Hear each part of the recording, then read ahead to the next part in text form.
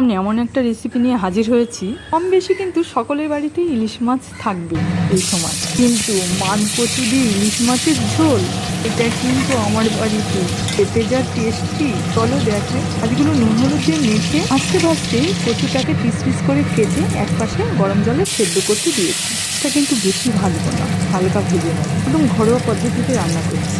তেলে কালো জিরে ফোড়ন দিয়ে এটা সেদ্ধ হয়ে গেছে, কচুগুলো ঢেলে দিচ্ছি। নুন, হলুদ, কাঁচা লঙ্কা বাটা, আদা বাটা ভালো করে নেড়েছে। টমেটো কুচি, পরিমাণ মতো ঝোল দিয়ে দিচ্ছি। এটা মশাই বাজারে গিয়ে ইলিশ মাছটা যখন হাতে করে আনলে কিন্তু ইলিশ মাছ দেখে পছন্দ হয় না, বড় বড় থাকবে। মাছগুলো একে একে দিয়ে দিচ্ছি, জিরে ধনের গুঁড়ো দিচ্ছি, স্বাদ মতো একটু চিনি।